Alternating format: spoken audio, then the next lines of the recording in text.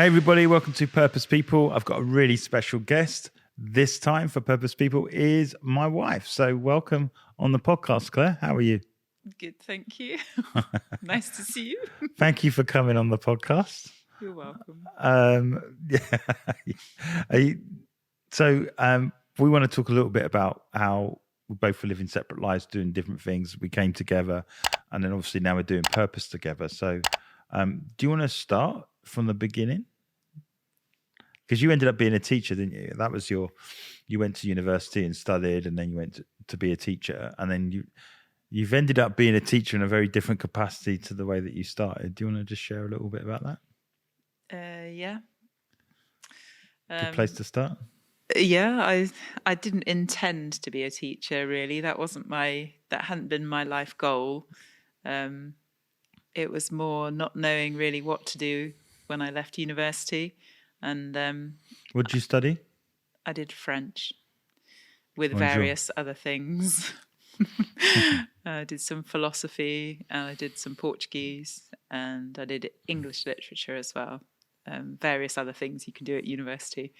But I really enjoyed university. But afterwards, I didn't know what to do with myself.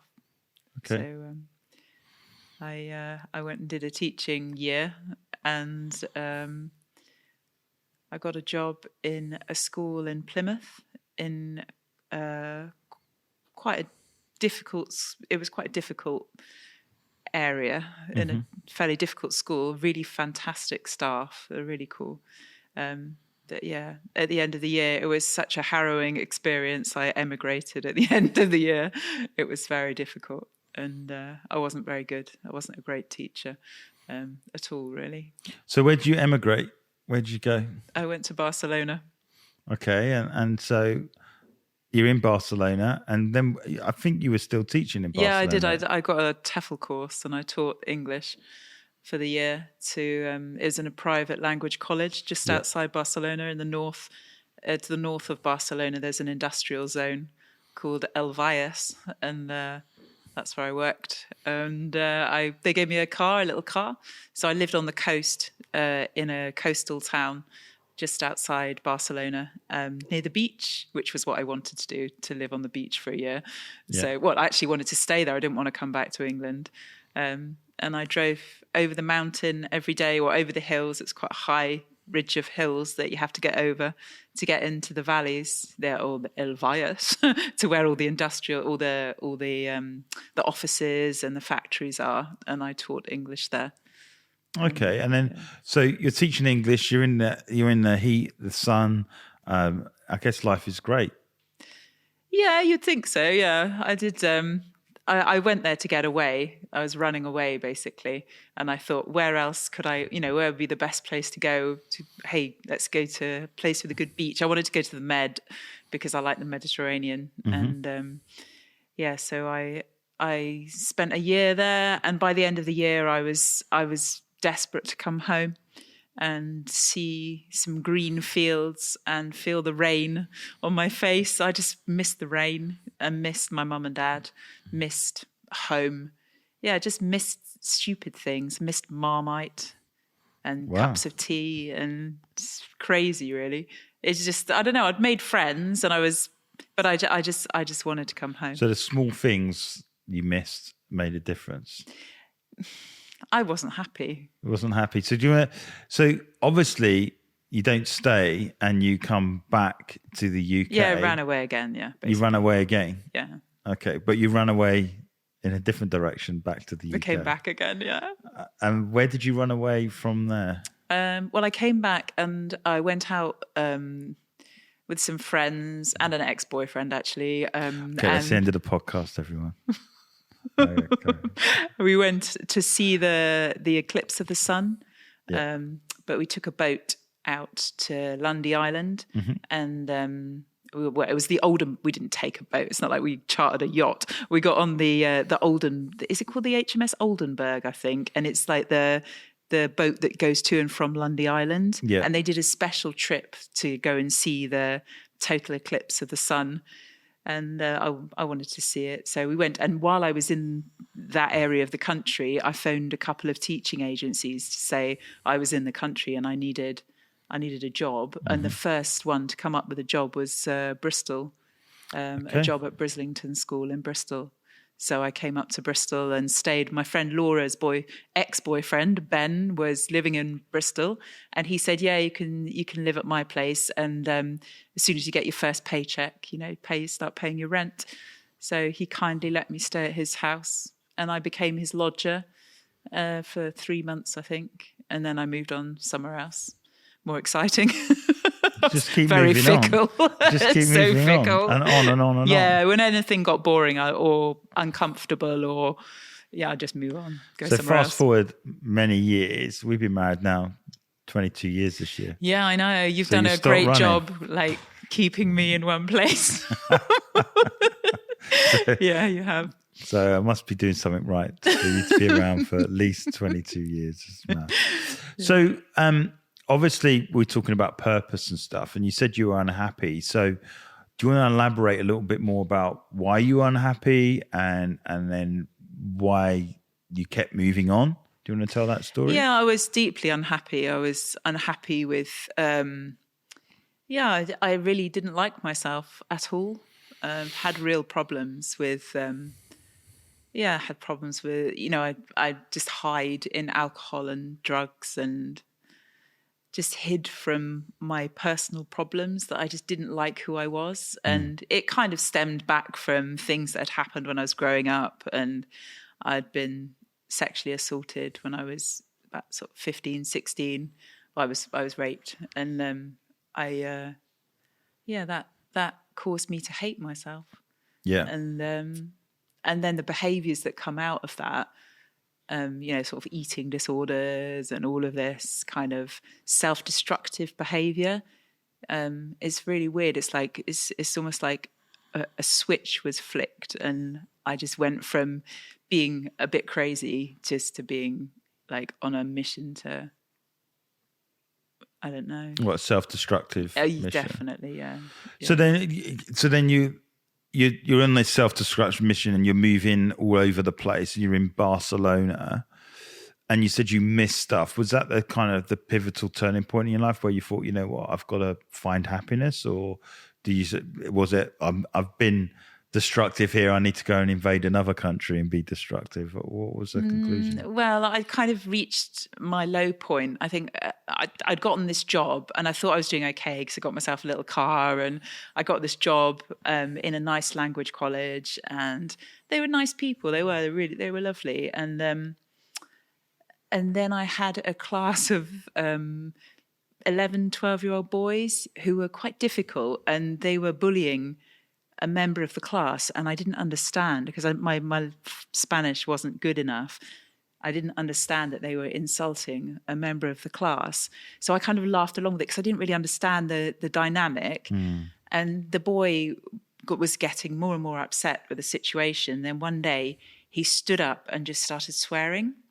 And like being really filthy and like swearing. And I knew enough swear words by then to realize what he was saying. So I told him he had to leave. And he was quite a big boy. So I thought he can make his own way home. So I said, you just go home and I'll talk to your mum later. But then it turned out that his mother was the headmistress of the local primary school. And she went absolutely ballistic and came into the language college.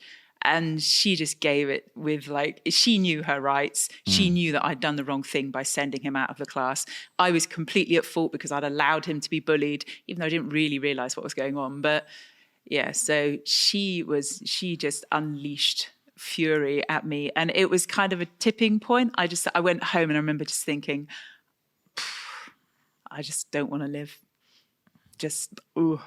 Really, and it was really like having somebody shout at you shouldn't really make you feel like that. But because I was so low anyway, it was just too much. That just tipped it. It was just too much. And my landlady had some friends around that weekend, and I remember them all sitting around the table laughing and drinking. And I just sat there thinking, I just want to die, but I don't know what to do about it, because if I die, if I take my life, then what will my parents say? I thought I can't do that because my mum and dad, I love my mum and dad, and I didn't want to put them through that. Yeah. So anyway, that night I had a dream, and it was like very, very real, like really vivid dream of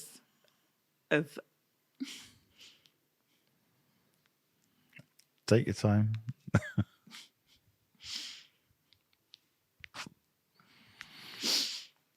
I dreamt of a man, and this man was on a beach. And the beach was, I didn't know where it was. Obviously, I was near the beach, so I was thinking about beaches. But anyway, this man was on a beach, and there was a river running across the beach, and it was full of fish. It was like running into the sea, and it was absolutely full of fish. And all the fish were like trying to stay under the water. There were so many of them. They were kind of jostling with each other to stay under the water. And the man was standing by this river, and then he dived into the river. And as I woke up, I could just see the eyes staring at me. And as I woke up, I had a feeling in my heart that actually everything was going to be okay. And the way I'd gone to bed, feeling absolutely nothing was okay, but then I woke up with this sensation, no, things are going to be okay. And the dream made no sense at all. I spoke to my landlady. I said I'd had a dream about an hombre, and we laughed. She said, another hombre, Claire. And we laughed about it. And I was trying to work it out in my head, thinking, was it Jesus? Like, because I've been brought up in a Catholic home, so I've been taught about Jesus, and I had Jesus, that he was where you had to go to look, if you wanted salvation, you go to Jesus. But it wasn't Jesus. It wasn't. It was definitely a man, and he wasn't wearing any clothes. So no, that wasn't Jesus. No. But anyway, so I left this dream, and I left Spain, and I went back to England. As I said, I went to Bristol, and I started working at a school in Bristol, in South Bristol. At the time, I don't know what it's like now. I'm sure it's not quite as difficult, but it was a difficult job. The children had to learn French when a lot of them didn't. They needed help with their English. So they were, it was quite challenging with some of the classes. They didn't really want to be there, and they wanted to be doing something else. They didn't want to learn French. But yeah, so I had to learn how to motivate people, and I had to learn, some of them I never succeeded in motivating, but a lot of them I had to learn how to motivate kids who were really down on themselves, who really, really didn't like themselves. Yeah. But anyway, the first year of me trying to do this, I didn't do a great job. And by the end of the year, I'd had enough. I thought, I just can't do this. Going to run away again. Going to run away again, yeah. So I tried to run away, and the school kept phoning me and saying, we want you back. There's a job come up in the special needs department. Would you work with the special needs kids? And actually, of all the kids, apart from the very bright ones, I got on very well with the sort of the very top groups, and the bottom groups, the ones who were like really didn't like themselves and really struggled. I got on really well with them as well. So I thought, actually, I really get on well with these kids. So I said, I'll work in the special needs department. And while I was working in the special needs department, I didn't have any marking to do, which had been the bane of my life before, because I had to spend loads of time marking on a Sunday afternoon. And so I didn't have to mark because they couldn't write or they couldn't do much work. So some of them, they were like struggling to write a sentence, and that's what I was trying to help to get out of them, get them to read and write. And so on a Sunday afternoon, I had nothing to do. So I got a job in a pub in Bristol, a real ale pub. And I was working there. And then one day, a guy came in. I saw he was, just sat there with his friend chatting in the corner. And I was very aware of him in the pub. And so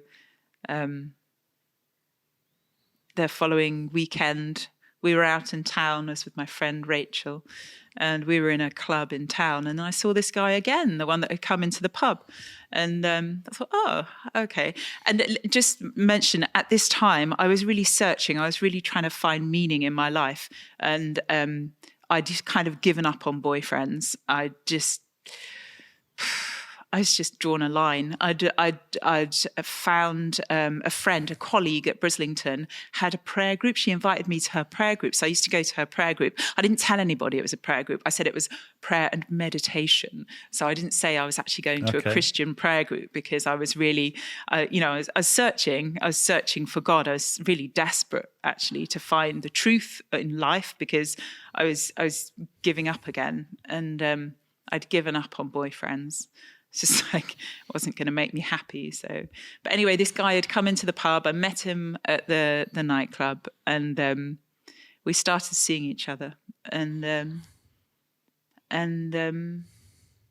yeah, he was really nice. I thought, he's too good for me. He's a nice chap. And then I just thought, do you know what? I'd made a decision one day. I thought, I'm just going to tell him I'm looking for God. And we were out in the car driving near Bath, and I just said, you know what?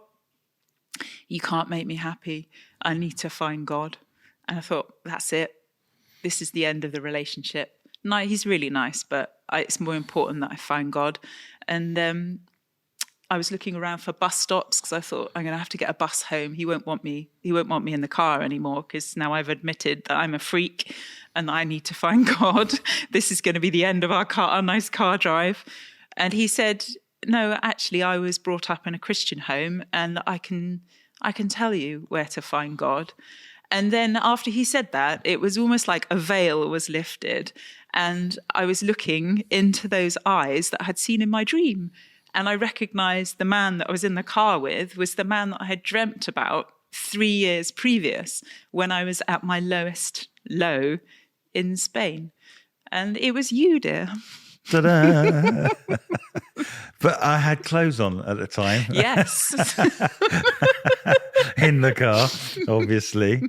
And I think for me, that conversation in the car was completely unexpected, because I kind of always had this thing that I would want to pursue faith with somebody rather than do it myself. I'd done it for so many years in church with my parents, and with politics and all kinds of stuff, the crazy stuff that goes on in church. I was done. And so I was like, right, I'm making a career for myself. So I got to this position where I've been working exceptionally hard for 10 years, and I was going to run a marketing agency in London and in Bristol. And so I'm about a week or so away from signing those papers. And I remember us having conversations, and where are you going to go? Are you going to stay? And I think I was torn. I was like, well, I really like this girl, but then again, this is the career. Maybe we can make it work if I'm in London. But when we had that conversation about God, it was like, you know what? Everything changed. The whole perspective of my life changed. And it was almost like, you can stay and you can pursue and revisit that whole God journey. And this time I had a partner in faith. I was going to say crime, but a partner in faith to do it. And it was like, I remember phoning my parents up after this conversation. We went to a little pub, if you remember, afterwards, and we sat there, and I phoned my parents up, because it's the minute you said you wanted to pursue God, it was like the whole career thing just was like, I don't care. We'll figure it out. I'll make a plan, but this is actually what I want to do, because I knew purpose was locked up into what God wanted. And I remember phoning my mum and dad, and they'd been obviously praying for me, and they said two things would happen. That the girl that you would meet would put God first, which is what you did. And then the second thing was that, the first thing was that you would put God first, and the second thing was that you would find me, not I would find them, because I was pretty dodgy at making choices as well in the whole dating game, and I've made some really bad choices and howlers or whatever, and I was in the same place where I'd almost given up, but this was interesting. I was like, hang on a minute, something happening here, but I couldn't put my finger on what until that conversation happened. And then once it did, it was like I knew something had to give, and it was in the space of a week. And we started going to church, and I remember you going forward to pray and stuff, and I was like, you know what, I'm going to pursue this. And I just sensed massively that this opportunity that I had in London, I've got to kill it, I've got to get rid of it. And I remember going into the boardroom with the 3 other people I was going to own the company with, and looking them in the face and saying, 1, I'm not going to be doing this, and 2, I'm going to do what God wants. which was like the most left field thing that I'd ever said in that environment. But I knew it was the right thing to do. And I remember going back on the train with the sun shining in on me, thinking, I don't know what the future looks like, but I know I've got a person that I can do a future with. I don't know how the rest of it's all going to pan out, but I've made a choice. And it's almost like, it's like your purpose and your heart's desire was being met, and like yours was as well. And then we embarked on this journey. And I think, I went freelance and then ended up going on mission trips with you and doing stuff like this. But inherently we were joined, if you like, by that purpose to do what God wanted for our life. And I think that's why we're still here 22 years later. It's not always easy. I'm not saying you're troublesome, but just life in general. It's not always easy, but it's a case of, we made that decision that this was the life we were going to lead. And 22 years on, I don't regret the choice. I don't know about you. No, I don't regret it either. It was a good adventure. It was a good investment of 22 years.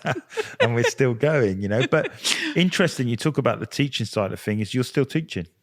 Yeah, funnily enough, the strange thing was after, we went to church and I heard a vicar preach. And I don't know what he preached about, something from the Bible, but at the end of the preach, he said, does anybody here want to know God?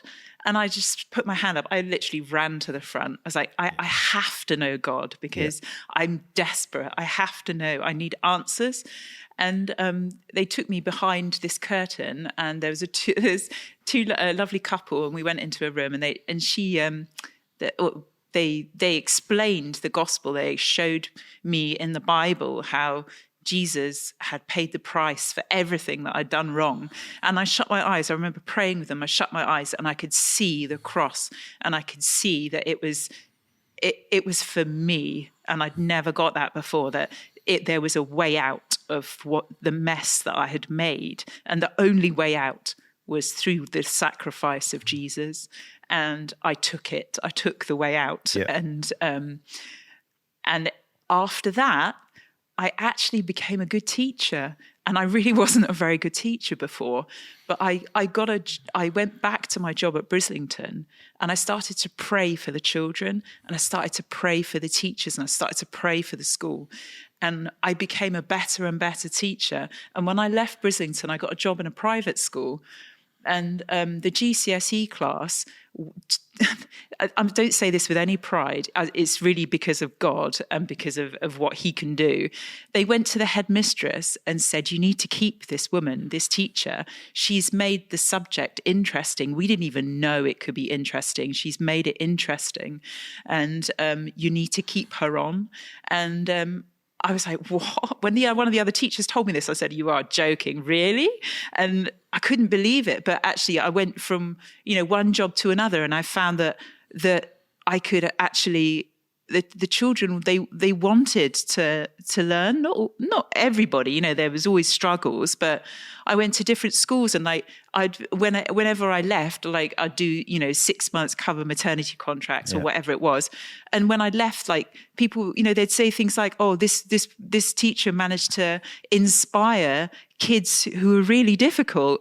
Wow. I was like, wow, that's God. That wasn't me. It was God, because I was praying for the kids. And I loved it. I really loved being able to help them. And the last teaching job I did was in a grammar school. It was a lovely school, really good school. And the head said, I don't want you to go. I want you to stay. You're going because of family commitments, but I want you to stay. And I was thinking, I can't believe you're saying these words. If you knew what I've come from, Yeah. And then now I homeschool my 3 children, and I love it. Yeah. No, it's incredible. And what I'm amazed is in that journey is that the teaching thing was the main thing that you wanted to do in life, and then you ended up homeschooling them, and you absolutely love it. But those kids that you're talking about who recommended you to do French and recommended, you work within the special needs and stuff. Many years later, I started working with them as their football manager. And it wasn't until you turned up to watch one of our games that they all got a bit freaked out, saying, "Don't say that I was in that class," because they wanted to keep it all quiet. And they were the guys that I got on really, really well with. And it was just amazing how your journey, my journey, and then we turn up at the football pitch and we all know each other, which is really strange. And, still in contact with those guys with the football team, and which I think we run for 5 years. And, almost like working with some of the people that were in your class and getting to know them. So we got that commonality between us both. So when you talk about now, and obviously you're teaching or whatever, what are the other things that you're doing which you would say is more on purpose to where you were back in Barcelona and stuff? What with you? In terms of purpose? Well, Yeah. I know what I'm doing with the children is I'm homeschooling them for a reason. Is because I want to be the biggest influence on their life. And I want to sort of save them from some of the things that I had to go through at school, or that I didn't have to, but I did go through at school. And I don't know, they might end up in an educational environment, an establishment at some point. I'm sure, in September, that Bella's going to go on and do further education. So, but it's just during these times, these impressionable years, I wanted to be the biggest influence on them. Yeah. So that's been a real blessing. So that's purposeful. That's why I'm doing it. It's the purposeful decision. And also working with creation, it's very much that I want to help to generate finance to be used purposefully. That's why I'm doing what I'm doing, is to generate finances which can be put to a cause. Yeah. That's why I do it. Yeah. And support you in what you're doing. And I see what you're doing is you're doing it for a reason. So I support you in that because we're in it together. So, yeah. No, that's good that we're in it together. And as I said, it's for me, it's about helping people find purpose and then double down and getting them to purpose. And as a result of that, of course, that generates income, but it's also you lead with impact and then the income comes and then we can use the income to continue to impact as well. So for us, it's, it's not the most conventional of journeys that we've been on the last 22 years, I don't think. But I wouldn't change it. It's, we've been in organizations and done certain things where, could it have been better? Probably. Could things panned out differently? Maybe. But I think where we find ourselves today is we've got a really strong family unit. And I think for me, that's worth more than anything, that our kids are happy in what they do in terms of they wake up, they learn and they study. We've got I would say, this could be a news flash, but I think we've got a fairly strong marriage. And we're on the same side, which is great. That's not always the case for people, that have subsequently got married since we got married and they've not stayed the course for whatever reason. So, I'm grateful that I'm not a statistic in that sense. But I think for me, having someone on your side doing the same things, being purposeful, it's half the battle, and so to be married to you, I think every day we go on, it just makes more and more sense, the decision that we made. I know when we first made the decision on our first year of marriage, it's like, what is going on? But I think from going forward, it's like every day I was thinking, wow, we didn't know you'd be homeschooling kids, eh?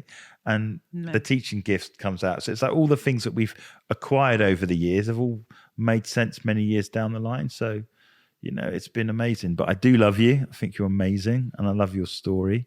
And I know there are a lot of young women out there who have gone through similar things. And I believe that story is a story to tell as well. I was at a weekend away training 60 leaders. And I was telling a little bit about your story. And there's a woman that come up to me at the end. And she said, that's exactly my story. And I was thinking, do I have to share it? Because I know I need to do it. But she said, you shared it for me. Oh. But she said, I know I've got to do something about it. Yeah. Because there's so many people I'm surrounded in the school system that have gone through stuff and they don't know how to speak about it. That's the thing. And I think people carry like very deep hurt and they turn it against themselves. And they think because somebody else treated me with a lack of respect, then it's because I'm unworthy. It's like your brain makes that connection. You think, well, there has to be something unworthy about me, that I'm not actually worthy of respect. So you start behaving accordingly. And Well, the thing for me is that the power in that is you actually forgot the memory. Yeah, I'd forgotten that had happened. You Yeah. literally blocked that memory out. And it wasn't until many years later, we were in a class together, that it just came out of nowhere. Yeah. But you had literally, because, you talk about it chronologically now and it all sort of makes sense. But I remember being sat in that classroom, you come to me at the end and said, something makes absolute sense that I haven't been able to join the dots for many, many years. And you said, this is what happened. Yeah, I remember my best friend saying to me, she's saying that one of her friends was struggling with depression, and I remember her saying, I just don't understand. I just don't understand. And I said, yeah, I've felt like that for a long time. She's like, but why? I don't understand. And I couldn't tell her. It's like, I don't know. I don't know why I feel the way I feel about myself and about life in general. Yeah, and I mean, I was out at a business meeting networking the other day, and it shocked me because on the door, there's telling people to cover their drinks so they can't be spiked. Oh, gosh. This is on the door. It's like instructions. If you drink, make sure you finish it before you go to the toilet rather than leave it on the bar. And I'm saying there's this culture of, drugging people and doing all kinds of horrific stuff. And it seems to have got worse and darker. And so that's why I'm saying to you and obviously the lady that was at the thing, is that the story needs to be told. There are a lot of women that are suffering silently with this sort of stuff. And, it is a major problem. And I think you see a lot of women, with that self-destructive behavior and all that sort of stuff, and guys maybe taking advantage of it. But the reality is it's not normal. In a sense, it comes from somewhere. It comes from somewhere. And I think, we don't take that time to stop and go, hang on a minute, this is, now being a father to two girls, it's like making sure they're secure in who they are. So they, don't have to make those poor decisions and stuff like that because of the harm it does on the long term. Yeah. And that's outside of going to church and being a Christian. It's like, as a human being, you secure in who you are, that you're not having to chase after a man's love to be, a confident woman. It's like you can be a confident woman first and that might come along later, but it's not the thing. I think the whole narrative of the princess and Disney princess stories, it's like, it's there's the guy, there's the girl, and this girl's happiness is completely in the guy. I don't think that, it just sets people up to failure. And the guy can't be God either. Do you know what I mean? No. And yet there's this thing as well, we get there and all my problems will be fulfilled. It's like, no. Help a woman become confident in who they are. And like me, help a man be confident in who they are. Because, when I met, I probably was in a much better place than where I had been. But it paled into all significance to the man I've become now, having God in my life and restoring some, moral values to me. Because I think that was one of the things that had gone by. I compromised my values, and the person, when I looked in the mirror after that conversation, it was like, this is not the man I wanted to be. And I was working with brands that were ending people's lives. And it was like, when you had the opportunity to escape from that, it was like, yeah, that makes 100% sense. And now I can use my skills, talents, and abilities for purpose and for good rather than for evil, which ultimately is a decent legacy to have, So have you got anything to add, any more advice or anything like that? Because, it's a powerful, we've been going about 30 odd minutes, but it's a powerful story that you've told there. But is there anything else you want to add? Yeah, I do actually. I remember when I used to hear that, people saying, oh, you need to be a confident woman. You should be all right without having a boyfriend or without. And I remember just thinking, feeling completely defeated. And like, if I couldn't get somebody to love me, then I was completely unlovable. And that got worse and worse and worse. And I think, the more boyfriends or the more failed relationships, it got worse. Yeah. That very deep-seated belief that I was unlovable. And I think that is why people need to find Jesus, because that's the only way he showed me that I'm lovable, because he loved me first. Yeah. And that is what people need to know. They need to know the love of Jesus, because there are a lot of people out there who believe that they're unlovable. Like when you take away all the layers, and if they're actually going to be honest, they don't believe that they're lovable. They don't believe that they're worthy. And that's why Jesus will show you that, yes, you are worthy. Yes, you are special. And he loves you. And that will change your life. And there's so much more, like salvation is so much more than just knowing that somebody loves you. Yeah. But it's, for me, that was the start of building my life back, knowing that he loved me whatever. Didn't matter what I'd done. It didn't matter what crazy choices I'd made and stupid choices. He still loved me. And I'd stood in the pub and made jokes about Jesus on the cross, and he still loved me. And that, No, but that for me is like, for you, it's about love and about knowing that Jesus loved you. And I think for me, knowing God differently in a sense was that I didn't really question the love thing, even though I probably pushed the boundaries like loads without him. It was peace. You know, that I needed peace. I wasn't in peace. I was doing lots of stuff to hide the fact that, you know, I was compromising my values and that kind of stuff. And the more awards or the more acclaim, it just kind of made it permissible, so to speak. And I think that's probably the best thing I can say. When we had that conversation in the car, it was almost like, finally I have permission to be who I really want to be. Yeah. Because, you know, you date other people as a different character, and you live up to this avatar, and actually it's not the avatar of who you are. And I think it was the first time where I was done living all these multiple avatars. You know, I was a different person with that crowd, to that crowd, to that crowd, to that crowd. And it was like, finally I could be who I was supposed to be and just relax into who I was created to be, which is my identity. And I think when people talk about, well, does God exist or whatever else, I always point it to this way. I said, when you see someone who's been broken, completely resurrected, as in their life put back together, that's the evidence. It's not a 12-foot angel showing up or that sort of stuff, or some supernatural stuff. It's just seeing a life that was broken being fixed and being strengthened. And people might say, well, you know, I don't need a crux or whatever. Listen, there's enough stuff out in the world that there's going to be a point in time where you will cry out and you're going to need some help. And I think, you know, I look at the stuff that's going on in America with the Asbury revival, where just a load of kids are just at university and they're just singing songs about God. And it's so simple that loads and loads of people from all over are just coming to do the same. Nothing weird, nothing crazy, whatever. They're just saying, you know what, we want peace back.